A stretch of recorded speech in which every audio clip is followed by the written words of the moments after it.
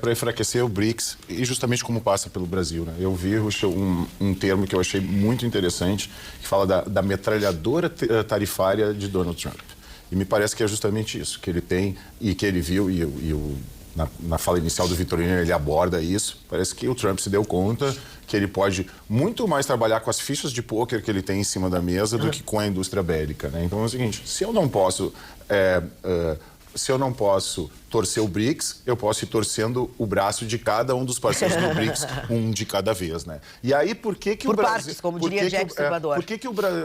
Por que o Brasil e a África do Sul vão sair perdendo nessa jogada, Guto? Tu traz isso muito bem. Porque foram os países que na reunião do BRICS falaram justamente em fazer ações ou fazer, né, transações com moedas locais em relação ao BRICS. E isso incomodou muito os Estados Unidos, porque minimiza a força e o domínio global do dólar. Então a ameaça não era o BRICS, era sim começar a fazer acordos comerciais onde o dólar não fosse o parâmetro para negociação. E aí o Brasil, que já tinha toda a relação com o Irã lá atrás, que já tinha se mexido, que já tinha, em vez de ser neutro, em vez de ser manifestado, meter os pés pelas mãos, ficou no lado enfraquecido de tudo isso. E tem mais coisas ainda que mostram justamente esse enfraquecimento, porque o próprio Trump, ele já disse o seguinte, ele vai conversar com o Lula, mas não agora. Pô, quer uma visão mais estratégica do que isso? Deixa eles sangrarem um pouquinho, depois eu vou conversar com ele. Não se dá ponto sem nó, Ruschel.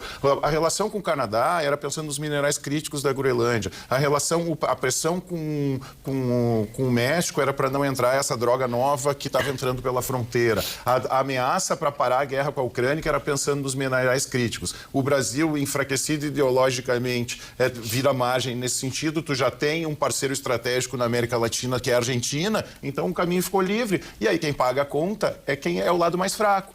O grande erro da direita, no meu modo de ver, e não sei se foi o erro, foi se comunicar ou deixar entender que o Bolsonaro tinha a ver alguma coisa com isso. Não tem nada a ver com o Bolsonaro, não tem. Aí, no meu modo de ver, a esquerda, que é muito inteligente, ela usou isso para trazer o debate. Agora, o debate ele não é sobre se o Bolsonaro influenciou o Trump ou não. Para mim, é muito mais estratégico do que isso. E a prova, um grande indício que nós temos desse ranço diplomático que existe hoje entre Brasil e Estados Unidos, é que há pouco, nos bastidores, foi nomeado um diplomata militar aqui no Brasil, indicado justamente pelo governo Trump, onde sequer foi convidado ou questionado ou se perguntou para o Itamaraty o que achavam disso. Não foi nem convidado para a posse, ou seja, parece que não existe mais uma relação. E o próprio Ministério da Defesa reconheceu estranheza por esse ato. Então, imagina, um ato militar onde tu está trazendo um diplomata internacional e o governo federal nem sabe quem é, nem foi consultado em relação a isso.